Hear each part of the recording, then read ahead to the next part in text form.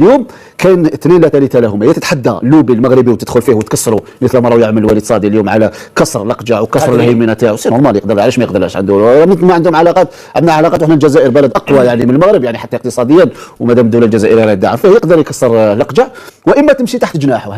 هنا الخوف كل الخوف انك تدخل تحت جناح الاقجع وتنتظر منه انه هو يديرك في الانتخابات وبعدين يصير، وهنا تسمى خيانه. شفنا اليوم اللي يتسيد الكاف ويعمل فيه ما يشاء هو فوزي الاقجع في المنتخب المغربي مسكين، يعني يبكي هو والشعب تاعو والملك تاعو والناس كاع تبكي باش تدي كاس افريقيا اللي خدتها الجزائر. ما قدروش يعني بكاع الكواليس. اكيد راح نفوزوا بواحد 3 ولا 4 كاس افريقيا، وعنده تنظيم كاس افريقيا، وواحد كاس العالم. انا قلت لك حكيم انه الاهم لما يدخل الاتحاد الافريقي لكره القدم اول شيء هو تكسر الهيمنه تاع فوزي الاقجع والفساد اللي يقوم فيه، لانه وكر تاع فساد راه في الاتحاد. ولكن بانتخابات او تجديد بالنسبه للمكاتب، المكتب التنفيذي للاتحاد الافريقي لكره القدم من فتره، اول مره باستثناء محمد روراوه كان في المكتب التنفيذي، هذه المره يبدو بان الامر سيكون اكثر جديا بالنسبه لوليد صادي. اكيد لانه نقولوا انه رئيس الاتحاد الجزائري لكره القدم منذ انتخابه اكد ان واحد من النقاط اللي يهدف اليها وهي العوده الى التمثيل الجزائري على مستوى المكتب التنفيذي للكاف او حتى المكتب التنفيذي للفيفا لما لا. والدليل انه ابدا طموحاته مبكرا، يعني منذ في برنامج الانتخابي تاعو كانت توجد هذه النقطه. لذلك ربما هو سائر في هذه النقطه، لانه الانتخابات راح تكون يوم 12 مارس مثل ما قلت، لانه تجد نهايه العهده تاع رئيس الكاف باتريس موتسيبي، وراح تكون معها نهايه يعني المكتب التنفيذي. لكن قبل ما نلحقوا ل 12 مارس يمكن هناك نقطه تحول كبيره اللي حتكون يوم الثلاثاء، هي 22 اكتوبر الحالي، هي الجمعيه العامه العاديه للاتحاد الافريقي لكره القدم، واللي على ضوءها بنسبه 95% راح يتحدد يعني وجود الجزائر في المكتب التنفيذي للكاف او لا. كيف ذلك؟ لأن الاتحاد الافريقي ادرج في جدول الاعمال يعني نقاط مهمه، وهي عباره عن تلاعبات ومؤامره كبيره من اللوبي الذي يحكم الاتحاد الافريقي لكره القدم بقياده عصابه فوزي الاقجع والموريتاني احد ذراعه الايمن ولد يحيى. منها هي يعني نحو التصويت بالمناطق، لانه نعرفوا احنا من قبل كان التصويت عن طريق المناطق، يعني اتحاد شمال افريقيا عندهم منصبين. احنا كنا في فتره من الفتره الماضيه يعني جهيد زفزاف كان متنافس مع الليبي وكان خسر، وقبل ذلك رئيس الاتحاد في 2021 خالد الدين زتشي كان يعني ترك وديع الجاري يعني يجوز في المكتب التنفيذي للكاف، لانه كان مترشح في المكتب التنفيذي للفيفا، وهنا ما لا يسمح لك القانون بان يترشح مرتين. لذلك لو تسير الانتخابات بهذه الطريقه نقولوا اليوم ان وليد صادي في طريق مفتوح للعوده الى المكتب التنفيذي للاتحاد الافريقي، بما انه راح يتضارب او راح يتنافس مع منافس يعني غائب وديع الجاري الاتحاد التونسي اللي راهو لتنتهي العهده تاعه، هو راهو في السجن يعني موقوف في تونس، لانه هناك في تونس يعني لجنه تسيير مؤقته نورماليزاسيون تقدم يعني نورماليزاسيون. لكن انا قلت لك اذا مر المخطط الخبيث لالغاء الانتخابات عن طريق يعني المنطقه الجغرافيه واللينغويستيك يعني والوعاء اللغوي، هنا راح تكون امور مختلفه. يعني وليد صادي يلقى روحه يعني يتنافس مع مترشح من نيجيريا واوغندا وتنزانيا، يعني انتخابات عامه، وهنا لعبه يعني راح تكون شويه صعبه. ما يمكن ان يكون لنا لوبي اخر. نحن هنا مدام قلنا بأن الجزائر عائده بقوه منذ فتره، ونقول بانه انتهت الفتره السابقه ستكون بالجزائر بقوه، هل يمكن ان تكون؟ اكيد اليوم عندك رئيس اتحاد افريقي متمرس يعني حضر العديد من الجمعيات، رئيس اتحاد الجزائر لكره القدم مع الامين العام عندهم خبره كبيره، حتى هم الكلام تاعهم يعني يقول لك احنا عندنا خبره في افريقيا ونعرفوا الكواليس جيدا، يعني عندهم يعني. والان شفنا الكثير من الاصوات كانت تقول لك باللي في وقت من السابق يعني محمد روراوه وهو تلميذ تاعو وكانوا قطعوا امامهم الطريق، اليوم هم امام طريق مفتوح، لانه اليوم امامهم المكان ولحقنا يعني للحدث، ما عليهم الا انه اثبات الكلام اللي كانوا يقولوه ويورونا، وحنا شيء كبير وجميل انه الجزائر تعود للمكتب التنفيذي الافريقي. هل ما يقوله كمال بانه وسيله ضغط على صادي بانه الان في طريق مفتوح لا شيء يزعجه طبعا، ووليد صادي مثل ما يقول لك هو تلميذ محمد روراوه في خبره في افريقيا، يهم جدا هذا الامر؟ ليس بالضغط على رئيس الاتحاد الجزائري اللي كما كان يقول لك باللي عنده نقطه من النقاط تاعو 21 ان التواجد في اللجان الكاف. كاين نقطة مهمة ما تكلمش عليها كمال اللي راح تدرج في الاجتماع القادم، هي اعفاء السن اقل من اكثر من 70 سنة اللي راح ينحيوا هذا وهذا ممكن عنده دليل يقول لك باللي كاين ان هاني ابو ريده راح يترشح، ممكن في هذاك الجنوب الافريقي جون داني، وفيه الايفواري انوما، وكان الناس كانت تتكلم حتى على محمد روراو ممكن العوده تاعو بهذا السن، لكن ما كان حتى بوادر تبين باللي، ولكن ممكن هناك شيء في الخفاء. لكن رئيس الاتحاد الجزائري بدا في العمل مبكرا ولو انه مازال ما روان يترشح مادام اذا نحوا هذا عامل السن هو 77 عاما 70 نعم. لا النقطه لهذه الماده 18 70 لكن يعني تعدل. نعم. هل يمكن ان نرى مثلا محمد روراوة يترشح لرئاسه الاتحاد الافريقي لكره القدم؟ انا نقول اذا كان صحيا يقدر، حاجه مهمه للجزائر، ويقدر وبحكم علاقاته وبحكم حتى لانها روراوة بالنسبه لشمال افريقيا ولا حتى في افريقيا علاقاته جيده، وهذه المره رئيس الاتحاد الجزائري دعم كبير من الدوله الجزائريه وباش يمشي في هذا البرنامج تاع التواجد. وانا نقول لك باللي مش راح يفكر، ما انا نقول مش راح يفكر في المنصب تاع الفيفا اكثر، لان تواجد في اللجان تاع الكاف راح يفتح لنا مناصب حتى اعضاء اخرين في اللجان. ماذا يهم قولوا لي ماذا يهم ان تكون عضوا في الاتحاد الافريقي لكره القدم؟ ماذا فادنا يعني سابقا؟ احنا شفنا الفريق الوطني ولا الفرق تاعنا كيفاش كانت تحقر في افريقيا. بعوده الرئيس الحالي شفنا حمايه الفريق الوطني في افريقيا وحمايه حتى الانديه تاعنا لم تظلم منذ مجيء وليد صادي للاتحاد الجزائري للفريق الوطني. نحسوا بالحمايه تاع رئيس الاتحاد ان الفريق محمي في ادغال افريقيا ولا هنا في الجزائر ولا حتى الفرق تاعنا الانديه اللي راح تشارك في كاس في المنافسات الافريقيه تحسب اللي ماهيش تظلم في السابق. حبيت تقول على انه كنا ضعاف سابقا افريقيا. اكيد وحنا طلبنا منذ سنوات الى تشفى يا كمال في هذا البلاطو 2017 و18 و19 كيفاش كان يصرى الفرق تاعنا وكيفاش حتى احنا كنا محقورين. هل صحيح كمان انه كنا اقوياء في كمال ما تقاطعنيش خليني نكمل لك. انا كنت طالب لان كنا نشوفوا صح كان عندنا اتحاد ضعيف من 2017 منذ رحيل روراوة كان عندنا اتحاد ضعيف والدليل انه فاز بكاس افريقيا. لا كاس افريقيا حاجه واحده اخرى يا كمال مهوي صح. كاس افريقيا لا تدخل فيها الكواليس صح؟ لا تدخل فيها، لكن هذيك كاس افريقيا في مصر حاله خاصه. كيف ظهر عاش يظهر لا فريق جديد كان عندنا مدرب جا جديد تبدلت الاسمح فريق اصلا تبدل وفي مصر حتى مصر عدم تاهل مصر احنا نفعنا في كاس افريقيا هذاك. لا شوف كاين نقطه شو حكي ماذا تتحدث عن عدم تاهل مصر؟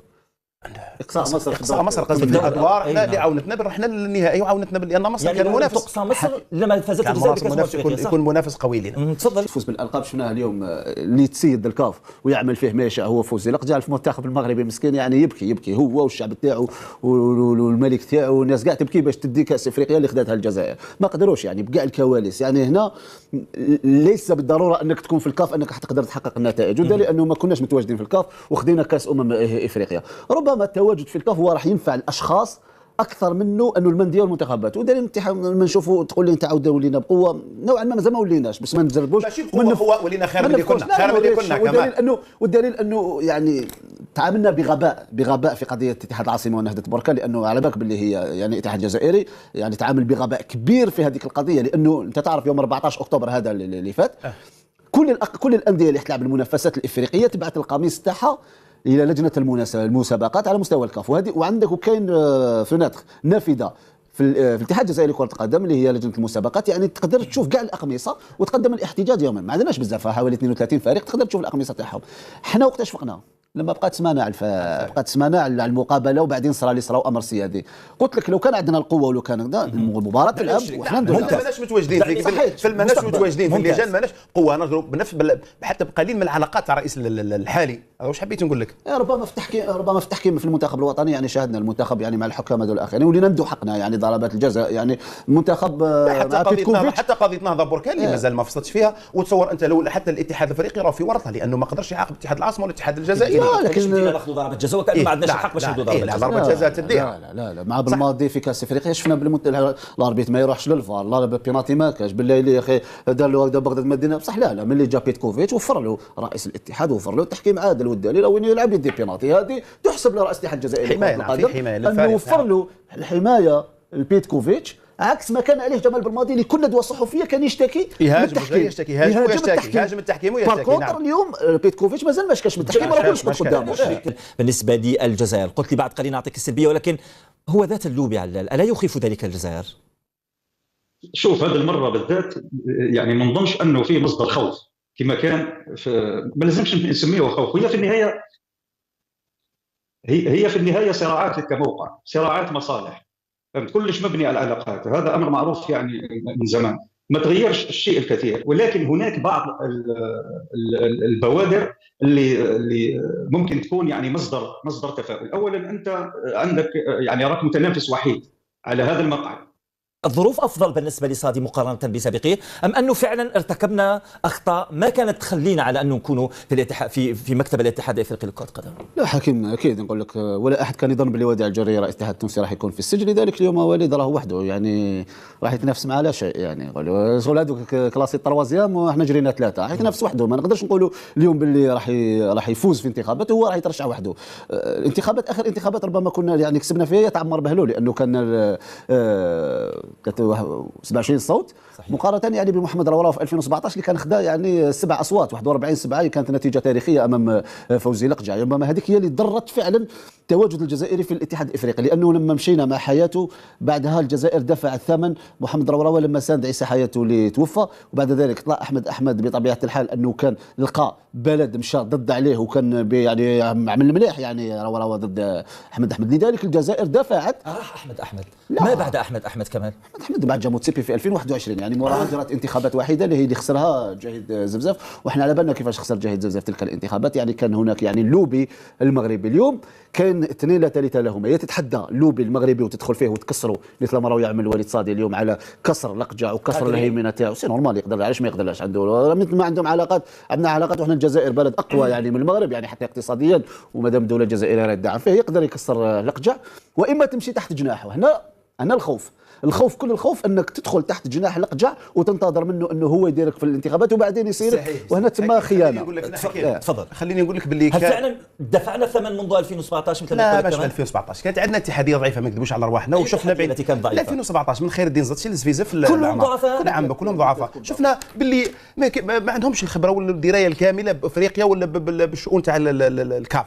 تبعث ملف انت في اخر لحظه يبعث ملف تاع باش يولد زميلي لا علاقه به ولا بالوش باش يولد زميلي راح يترشح ولا ما يترشحش، باش يولد زميلي ما بالوش اصلا اللي راح يترشح. شكون نبعثوا باش يولد زميلي هو السبب. هذا ما عرفوش يعمروا الاستماره. نعم يا خليني نكمل حكيم يا كمال خليني نكمل. نعم ما عرفوش يعمروا الاستماره، دخلوا في حسابات شخصيه، نحي المرحوم فلان، نحي هذوك من المناصب تاع زلتي تاع محفوظ قرباج. شفت احنا وين دخلنا في حروب مع بعضنا ونسينا باللي احنا راح نمثلوا دوله جزائريه. احنا نحينا كانت عندنا مناصب خلاها روراوه نحاها سي خير الدين زلتي، بعدين سبعه في بلاصتها. لا كيف انت تبعث مراسله هذا راهو تنحيناه من الرابطه، ما تزيش هذا ما يمثل الرابطه. شوف تبعثونا ولا انتخابات عمار بهلول دخل في حرب كلاميه، ما سلمش عليا فلان ودار لي وش لزق الامر. احنا خسرنا. لا يقولوا الحقيقه.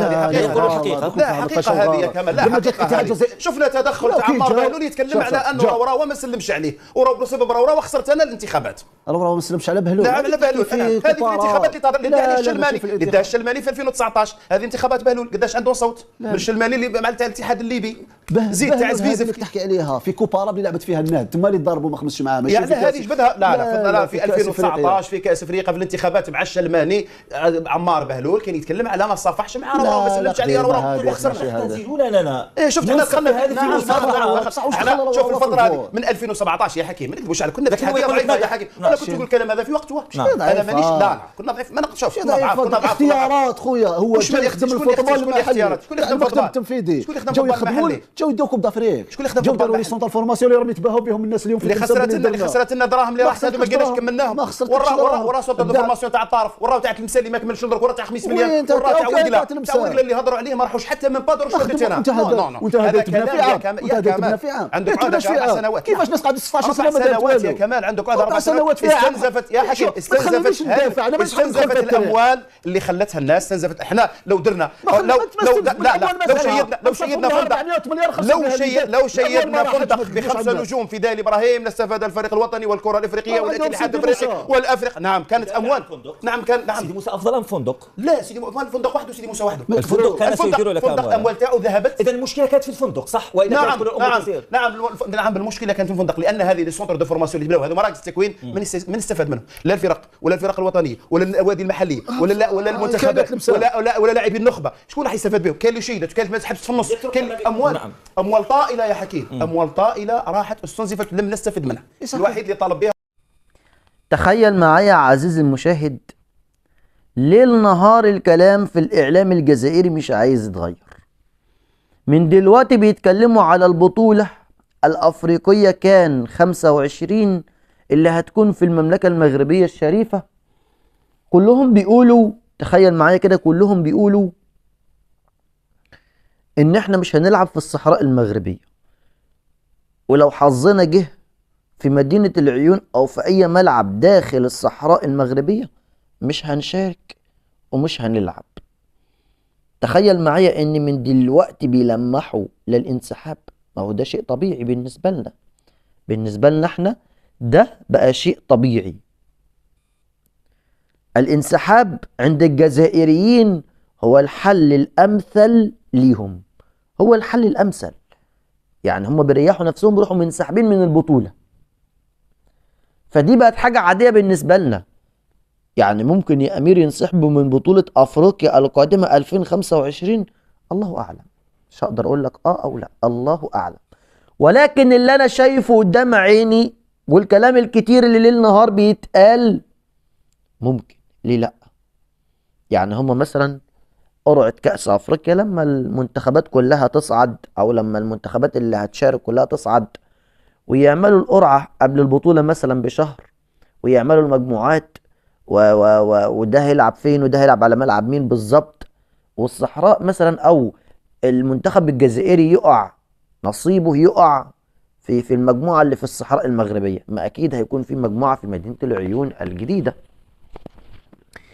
يقع بقى المنتخب الجزائري في مدينة العيون الجديدة بالصحراء. هنا بقى أقدر أقول لك إن ممكن بشكل كبير جدا جدا جدا جدا إن إحنا نشوف انسحاب جديد للمنتخب الجزائري. ولكن الانسحاب ده بقى من بطولة أفريقيا. دي مش بطولة عادية ولا بطولة عربية ولا نادي ولا كونفدرالية ولا دوري الأبطال، لأ، دي أفريقيا، البطولة الكبيرة واللي دايما بننتظرها بفارغ الصبر. تخيلوا معايا كده لما تنسحبوا من البطولة ايه اللي هيحصل. تخيلوا معايا ملوك الانسحابات. مفيش حد في العالم بينسحب قد الجزائر، سهلة بسيطة. مفيش حد في العالم بينسحب قد ما الجزائر بينسحب. فأنا أتمنى إن الحوار ده يخلص. اتمنى يا جزائريين انكم تهدوا بقى شويه، وعيب اللي انتوا بتعملوه، والله عيب اللي انتوا بتعملوه بجد، يعني عيب جدا جدا اللي انتوا بتعملوه.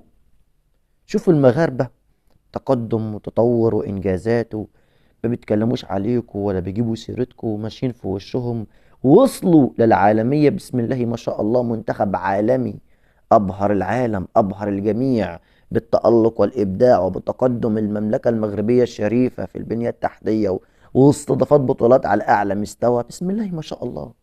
ده المغرب بس من يومين خد 3 بطولات هيستضيفهم. تخيل معايا 3 مناسبات: بطولة أفريقيا أو كأس أفريقيا للسيدات 2026، ودوري أبطال أفريقيا للسيدات 2024 اللي هيكون بعد كام يوم، وكمان هينظم حفل جوائز الكاف الأفريقي. 3 مناسبات في يوم واحد خدهم المغرب. ليه؟ لأن هم مش لاقيين بلد زي المملكة المغربية الشريفة ينظموا فيها البطولات بالطريقة دي. بلد فيها كل شيء ومهيئة لكل شيء وبتستقبل كل شيء. ليه؟ لأن هم عندهم تقدم وتطور وعندهم إنجازات غير طبيعية. فكل التوفيق للمملكة المغربية الشريفة، كل التوفيق لأخوات المغاربة اللي دايما يعني شغالين بجهد واجتهاد علشان يوصلوا بلدهم للمرحلة دي. لو الوطن العربي كله بيتعلم من المغرب وبيتعلم من التطور المغربي، صدقوني كنا زماننا دلوقتي في مكانة تانية والله.